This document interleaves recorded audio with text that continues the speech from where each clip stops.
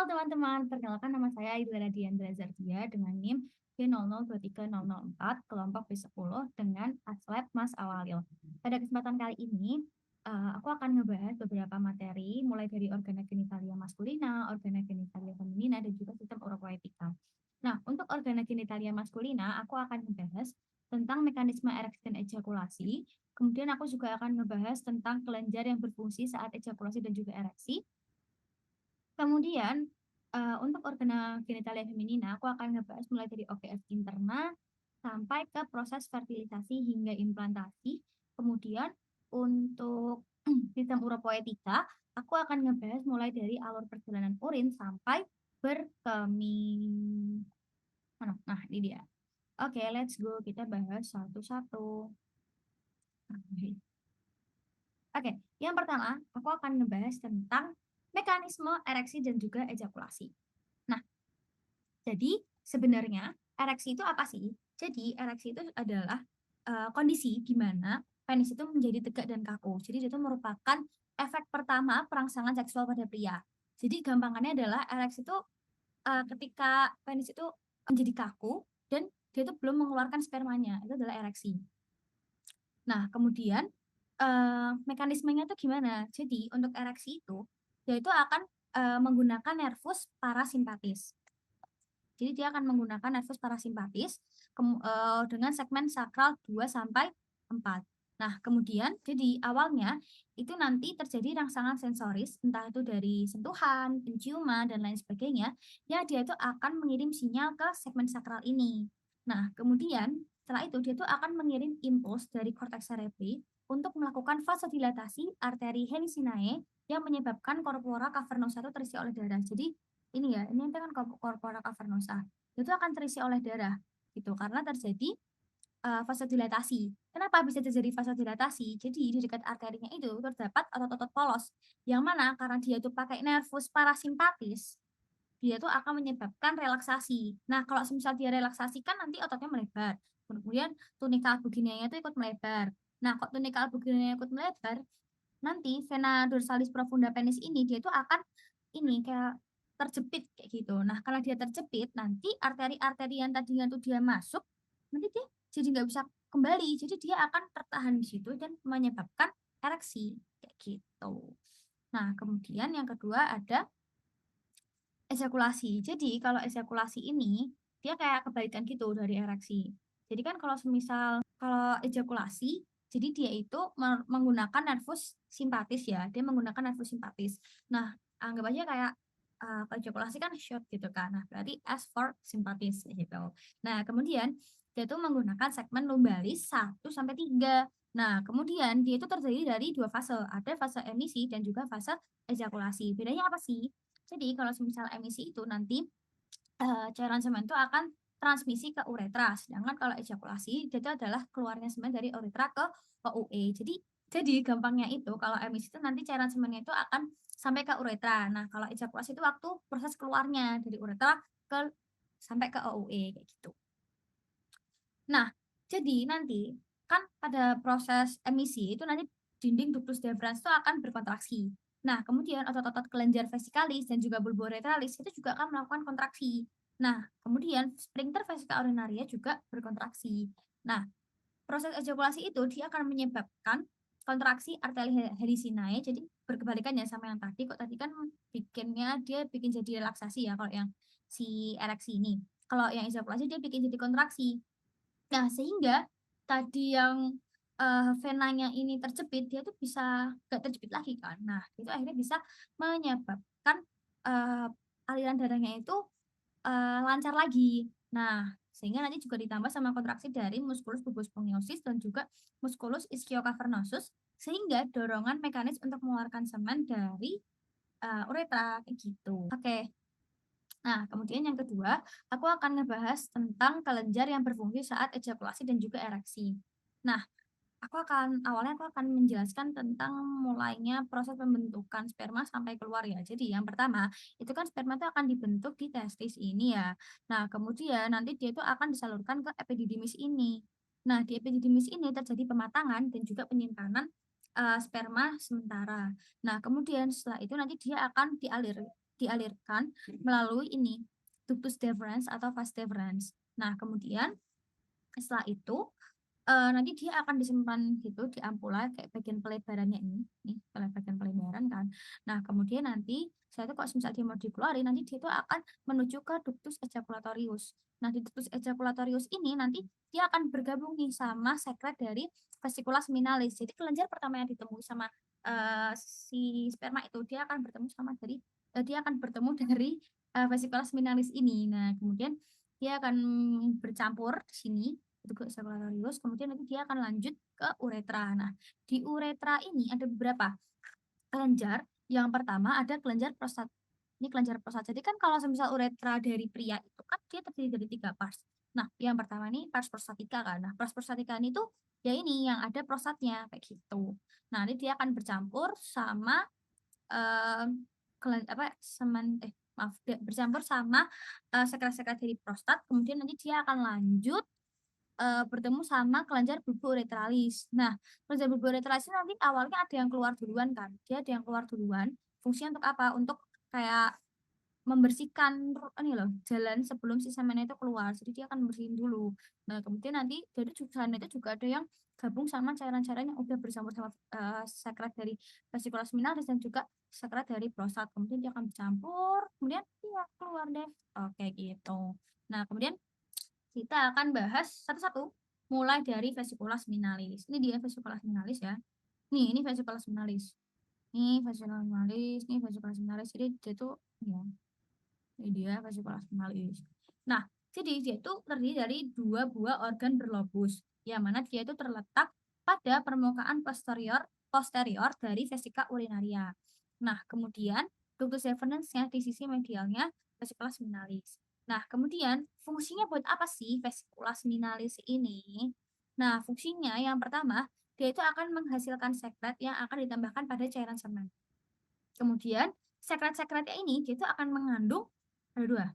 Ada mengandung fruktosa dan juga ada yang mengandung prostaglandin. Nah, untuk yang fruktosa dia itu buat apa? Untuk yang fruktosa dia itu untuk nutrisi sperma, sedangkan untuk yang prostaglandin dia untuk motilitas dari sperma. Nah, kemudian jadi nanti gini kan dinding vesicula seminalis nanti dia bisa berkontraksi kan selama ejakulasi. Nah, nanti dia itu akan mendorong isinya ke ductus ejaculatorius yang tadi ini. Jadi dia akan mendorong isinya ke ductus ejaculatorius. Nah, kemudian nanti dia spermanya dia akan lanjut ke uretra terus kemudian keluar deh. Gitu. Nah, selain itu fungsinya vesicula seminalis dia juga akan membantu mengkoagulasi semen setelah ejakulasi. Gitu. Oke, kemudian kita akan lanjut ke glandula prostatica. Jadi glandula prostatica ini dia itu terletak di antara kolom vesicae dan juga diafragma urogenital. Nah, kemudian dia itu akan difiksasi oleh ligamentum puboprostaticum. Nah, nanti muaranya itu dia pada uretra pars prostatica melalui ductus prostaticus. Yang ini kan uretra pars prostatica, jadi dia akan bermuara di situ. Nah, kemudian dia akan terdiri dari 5 lobus, mulai dari anterior, medius, posterior, lateral, dextra, et sinistra. Kemudian untuk 4 zonanya ada transisional, periuretral, sentral, juga periferal. Ini ya, bisa dilihat sendiri. Ini yang periuretral zone, kemudian ini yang sentral, ini yang transisional, kemudian ini yang perifer, dan lain sebagainya. Oke, kita akan lanjut ke glandula bulboretralis. Glandula bulboretralis yang mana sih? Nih, glandula bulboretralis yang ini. Dan ini kan prostat. Ini prostat. Nah, inilah glandula inilah glandula bulboretralisnya itu. Nah, strukturnya gimana? Jadi dia itu terletak di dalam diafragma urogenital dan di bawah dari musculus sphincter urethra externum. Nah, salurannya tuh dia akan bermuara pada uretra pars spongiosum. Nah, homolog dengan glandula vesicularis mayor pada wanita. Fungsinya buat apa? Jadi dia itu akan menghasilkan sekret pada fase ereksi kayak cairan mukus gitu. Fungsinya untuk pelumas. Gitu. Oke, kita lanjut ke organa genitalia feminina. Nah, sebelum kita ngebahas tentang fertilisasi dan juga implantasi, aku mau ngebahas tentang organa genitalia feminina yang internal terlebih dahulu. Oke, yang pertama ada ovarium. Ovarium yang mana? Dia tahu nggak nih? Ini ovarium. Ini ovarium. Jadi ovarium itu jumlahnya ada 2 ya guys. Nah dia itu homolog sama apa? Homolog sama testis. Kemudian letaknya di fosa ovarika. Fungsinya ada 2. Ada fungsi endokrin dan juga fungsi eksokrin. Nah, untuk fungsi endokrinnya, dia tuh akan menghasilkan hormon estrogen dan juga progesteron. Dia kan menghasilkan 2 hormon ya. Hormon estrogen dan juga progesteron. Kemudian untuk eksokrin, dia tuh akan menghasilkan ovum gitu. Nah, ovarium jumlahnya 2 pasang. Kanan dan kiri. Ini ya, ini ya. Oke. Lanjut ke tuba uterina. Jadi tuba uterina yang mana? Ini dia tuba uterina yang ini guys. Ini dia tuba uterina. Ini tuba uterina. Falopi ya sama aja itu. Nah, fungsinya untuk apa? Dia fungsinya adalah untuk menyalurkan oosit dan juga terjadinya tempat fertilisasi. Nah, di tuba uterina ini nanti dia ada fiksatornya, itu adalah mesosalpinx. Gitu, yang ini ya. Oke.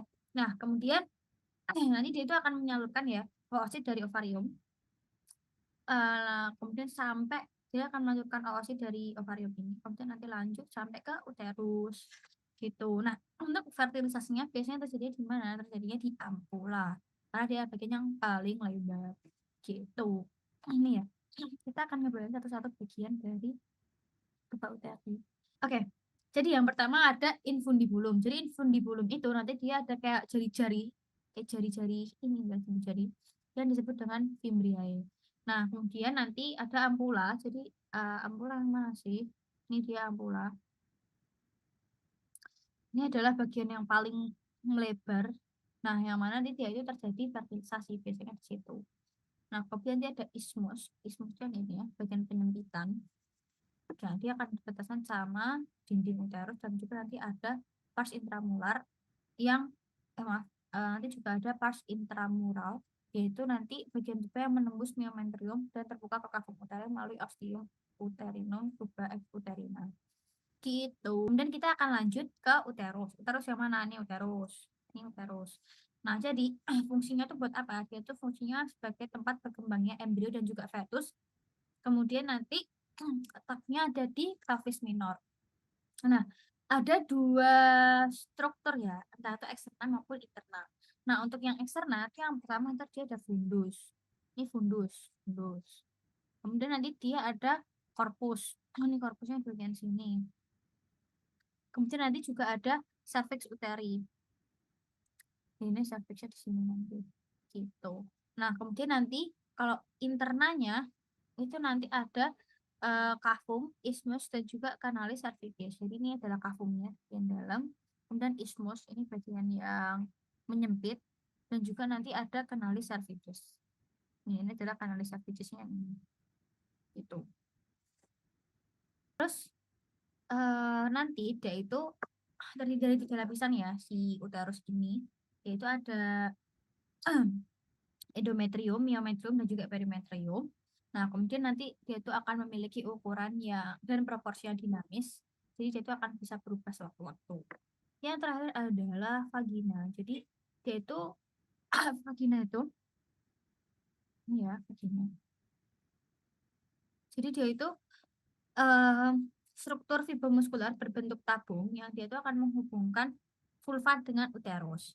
Nah, nanti fungsinya sebagai alat kopulasi dan dia itu terletak posterior dari vesika urinaria dan anterior dari rectum. Gitu. Oke, nih ya, ini vagina. Oke, gitu ya.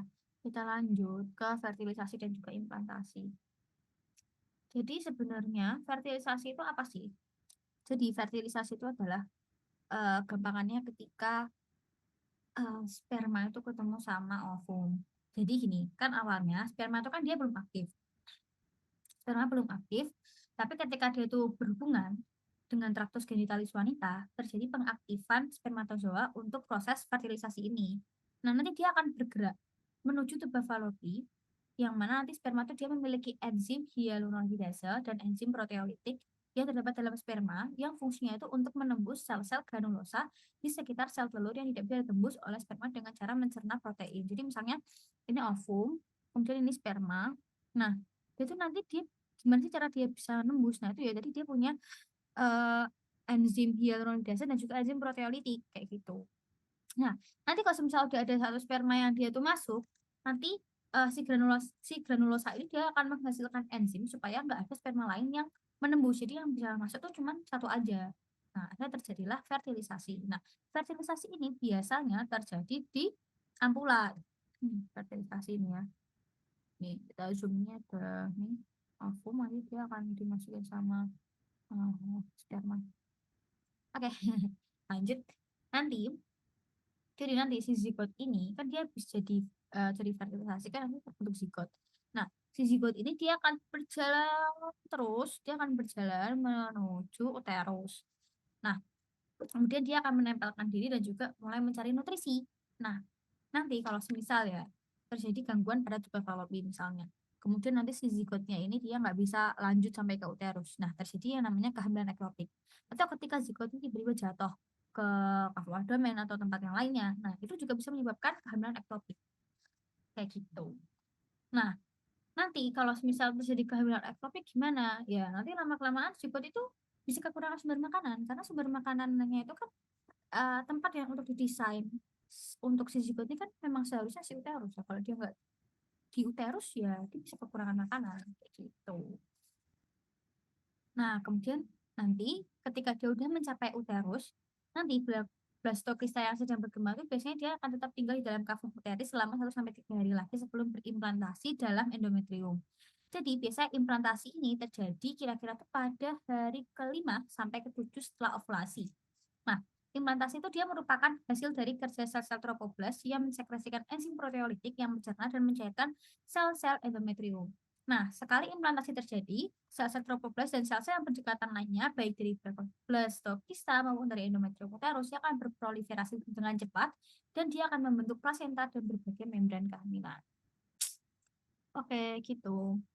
Lanjut ke sistem uropoetika, di mana kita akan ngebahas mulai dari alur perjalanan urin sampai berkemih di ginjal, jadi terjadi proses filtrasi, reabsorpsi, dan juga augmentasi.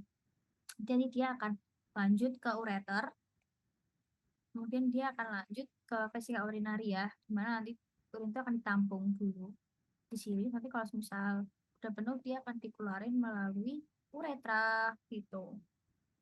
Nah, pertama kita akan ngebahas mulai dari ginjal terlebih dahulu.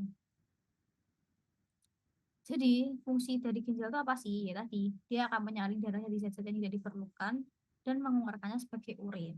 Jadi, dari proses filtrasi ya gitu. Nah, untuk ginjal sendiri, dia itu termasuk organ retroperitoneal, yang mana nanti dia itu terdapat glandula glandula adrenal di polus superiornya gitu. Nah, untuk letaknya, jadi ginjal kanan dan ginjal kiri itu enggak sama. Jadi yang kiri itu nanti setinggi bagian superior vertebra thorax 12 sampai inferior vertebra lumbal 3. Yang mana nanti yang kanan dia itu akan jauh lebih rendah, kurang lebih setengah vertebra. Kenapa? Karena terjadi pendesakan oleh si hepar. Karena kan di abdomen bagian kanan itu kan nanti ada hepar dulu kan. Ketika didesak, jadi si ginjalnya akan mendesak gitu lah. Oke, kemudian untuk lapisan pembungkus dari si ginjal ini itu nanti dari profunda superficial itu nanti ada kapsula fibrosa, perirenal fat, fascia renalis dan juga pararenal fat. Kemudian untuk fiksatornya ada fascia renalis, arteria renalis dan juga corpus adiposum yang terdiri dari tadi perirenal fat dan juga pararenal fat. Nah, kemudian kita akan ngebahas tentang korteks dan juga medula dari ginjal. Nah, untuk korteks dan juga medula dari ginjal, nah ini ya korteks ya, korteksnya bagian luar. Ini korteksnya yang luar, sedangkan medula itu yang bagian dalamnya. Nah, untuk korteks itu terdiri dua, yaitu nanti ada kolumna renalis bertini, yang ini. Ya, kolumna renalis, ini kolumna renalis. Kemudian, karena dia terletak di mana? Di antara piramidalis, yang piramidalis mana? Punya kayak segitiga-segitiga. Nah, di antaranya itu nanti ada si kolumna renalis bertini. Nanti ada juga arcus corticalis. Gitu.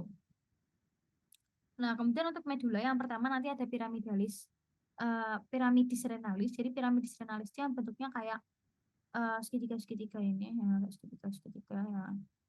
kan bentuknya kayak piramidis renalis.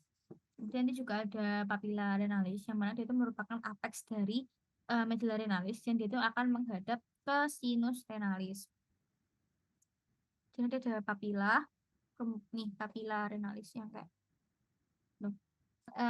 kemudian dia akan ada calyx minor. Calyx minor itu berarti yang kecil-kecil gitu. Kemudian dia akan lanjut ke calyx mayor. Ini calyx mayor. Kemudian nanti dia akan lanjut ke pelvis renalis. Kemudian nanti dia nanti juga akan ada sinus renalis, dan juga akan ada foramina papillaria. Itu. Kemudian untuk arteri dari ginjal ini sendiri ya, untuk vaskularisasi dari ginjal, yang pertama kan dari aorta, habis aorta dia ke arteri renalis, habis arteri renalis dia akan lanjut ke arteri segmentalis.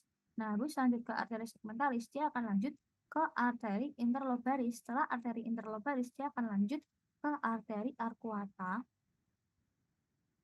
Kemudian satu nanti dia akan lanjut ke arteri cortica radiata yang ini, atau bisa dibilang sebagai arteri interlobularis. Jadi interlobaris dulu baru arteri interlobularis. Nah, kemudian lanjut ke afferent arteriol, glomerulus efferent arteriol, tubular kapiler. Kemudian lanjut lagi untuk venanya balik lagi dari vena cortica radiata atau vena interlobularis, kemudian nanti ke vena arcuata, kemudian nanti lanjut ke interlobularis. Nah, tapi nanti nggak ada vena segmentalis ya, tapi langsung lanjut ke vena renalis. Kemudian nanti masuk ke inferior dari vena cava. Ya, nanti gitu ya. Oke, kemudian kita akan lanjut ke ureter. Jadi sebenarnya ureter itu apa sih? Jadi ureter itu sebenarnya merupakan pipa muskularis yang fungsinya untuk mengangkut urin dari ginjal menuju vesika urinaria. Nah, dia itu ureter itu dia akan memasuki aparatur pelvis superior, lalu dia akan memasuki basis dari vesika urinaria dalam posisi miring. Nah, fungsinya biar apa? Masuk dalam posisi miring ini, yaitu fungsinya untuk mencegah reflux urin ke ureter saat vesika urinaria itu penuh. Jadi biar nggak reflux. Untuk penyempitan ureter itu terdiri dari tiga ya, tiga bagian penting. Yang pertama ada uretropelvis junction, jadi pertemuan antara pelvis renalis dengan ureter, jadi kurang lebih di sini. Kemudian nanti ada juga saat ureter itu menyilangi bifurcation di arteri aorta communis di tepi apertura pelvis superior, dan yang terakhir itu saat ureter memasuki vesika urinaria gitu. Nah, kemudian kalau semisal terjadi penyumbatan di ureter, penyumbatannya bisa berupa batu, namanya apa? Namanya uretrolithiasis. Oke. Kemudian kita lanjut ke vesika urinaria. Jadi untuk vesika urinaria ini, untuk struktur eksternalnya nanti akan ada apex, basis, fascia superior vesicae, facies inferolateral, dan juga kolom vesicae. Nah, untuk struktur internalnya nanti akan ada 4. Yang pertama ada tunica serosa, kemudian ada tunica muscularis, yang mana tunica muscularisnya itu dia terdiri atas otot polos yang tersusun dalam 3 lapisan, yaitu longitudinal, sirkular, dan juga longitudinal, yang saling berhubungan disebut sebagai musculus detrusor. Nah, pada kolom vesicae ini nanti komponen sirkular dari lapisan otot ini akan menebal membentuk musculus sphincter vesicae. Itu. Nah, kemudian ada tunica mucosa, dan terakhir ada tunica mucosa yang terdiri dari trigonum vesicae, lietaudi, ada mora ureter, ada osteomureta internum, plica interuterica, dan uvula vesicae. Oke, kemudian kita lanjut ke uretra. Jadi uretra dari pria dan wanita itu beda ya, guys. Ini punya pria. Salah. Oke, jadi ini punya pria dan ini adalah punya wanita. Nah, kalau punya pria itu panjangnya itu panjang pol. Jadi dia kurang lebih sampai 18 cm sampai 20 cm. Kan sampai dibagi parts-parts itu kan. Nah, kalau yang wanita itu kecil, cuman 4 cm aja gitu. Nah, kemudian nanti kalau yang pria itu nanti akan dilalui urin dan juga sama cairan semen. Jadi mereka tuh untuk cairan semen sama urin tuh kayak salurannya sama gitu. Nah, sedangkan untuk uretra feminina itu cuma dilalui sama urin aja gitu. Nah, kemudian nanti kalau misal si cowok, dia itu akan membentang dari origicum urethrae internum pada vesika urinaria hingga menuju origicum urethrae externum pada ujung penis. Kalau feminina, dia itu akan membentang dari vesika urinaria hingga origicum urethrae externum pada dorsal glans clitoridis. Nah, kemudian untuk glandulanya, kalau di maskulin adalah namanya glandula litre yang fungsinya untuk mensekresi mukus. Sedangkan kalau feminina dia ada dua glandula para uretral mukus atau namanya adalah glandula skena, nggak salah, glandula skene ya, pada aparterannya. Nah, kemudian kalau si feminina dia itu jauh lebih rentan terkena infeksi. Gitu. Nah, kemudian ini dia uretra, uretra pria ya ini. Jadi seperti yang sudah disampaikan sebelumnya ya, uretra pria itu akan dibagi jadi beberapa parts. Nah, yang pertama sebenarnya ada prostat, pars prostatica, kemudian membranosus dan juga spongiosum. Nah, tapi sebelum prostat ini akan ada bagian yang kecil namanya adalah preprostatica, itu pars preprostatica. Nah, jadi dia itu akan dikelilingi sama musculus sphincter uretra interna. Nah, kemudian lanjut ke pars prostatica, jadi akan dikelilingi sama prostat ya, kurang lebih panjangnya 3 sampai 4 cm. Kemudian nanti eh, nah nih kurang lebih nih. Kemudian setelah itu nanti akan ada pars membranosa. Pars membranosa tuh pars yang bikin paling pendek ya. Ini pars membranosa ini bagian paling pendek yang dia akan menembus diafragma urogenital. Gitu. Kemudian dia akan dikelilingi sama musculus sphincter uretra externa dan di bagian lateral ujung terminal terdapat glandula bulboretralis. Kan ada glandula bulboretralisnya kan? Gitu. Nah, kemudian ada pars spongiosa. Nah, ini adalah pars yang paling panjang. Bedakan ya, ini kecilnya segini, ini panjang itu. Nah, nanti dia panjangnya lebih sampai 15 cm. Nah, kemudian dia itu ada muara glandula bulboretralis. Jadi, ini bulboretralis tapi muaranya nanti di ini spongiosa gitu. Nah, kemudian nanti ada juga muara dari glandula litre, kemudian nanti terdapat ini fossa navicularis. Apa sih fossa navicularis? Jadi kayak dia itu adalah pelebaran uretra sebelum uh, origifum uretra externum gitu, sebelum ke UE. Jadi kayak melebar dulu baru keluar. Oke, gitu. Nah, kemudian kita lanjut ke berkemih. Jadi berkemih atau mixi itu adalah proses pengosongan kandung kemih setelah terisi urin. Jadi mixi itu akan melibatkan dua tahap utama. Jadi yang pertama sama yang kedua. Kalau yang pertama nanti kandung kemih itu terjadi secara progresif hingga tegangan pada dindingnya itu meningkat melampaui nilai ambang batas. Kalau yang kedua, nanti akan adanya refleks saraf disebut refleks mixi yang akan mengosongkan kandung kemih atau jika gagal setidaknya akan menyebabkan keinginan berkemih yang disadari. Refleks mixi adalah refleks medula spinalis bersifat otonom. Refleks dapat dihambat atau difasilitasi oleh pusat-pusat di korteks cerebri atau batang otak. Nah, nanti urat polos kandung kemih atau detrusor tadi saat berkontraksi itu dia akan meningkatkan tekanan di dalam vesika urinaria 40-60 mmHg. Di mana kontraksi otot detrusor itu merupakan tahap utama proses pengosongan kandung kemih melalui potensial aksi dapat menyebar ke seluruh otot detrusor dari satu sel otot ke sel berikutnya yang menyebabkan kontraksi seluruh kandung kemih pada saat yang bersamaan.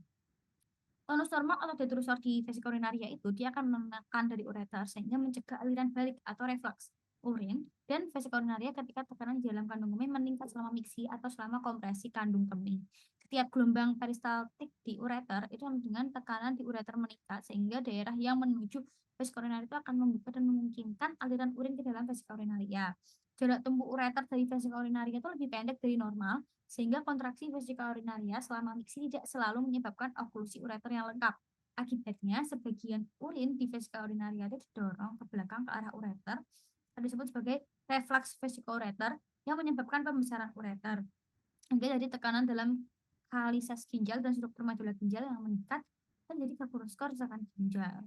Nah, untuk sensasi nyeri dalam ureter dan refleks uterorenal itu, nanti ureter itu kan akan dipersarafi oleh serat saraf nyeri.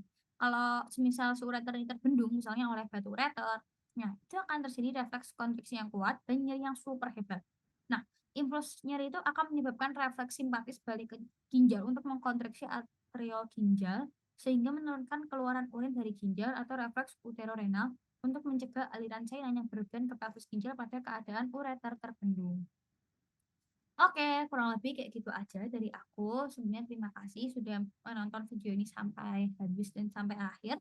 Terima kasih. Semoga apa yang saya bahas pada hari ini dapat bermanfaat untuk teman-teman semua. Assalamualaikum warahmatullahi wabarakatuh. See you next time.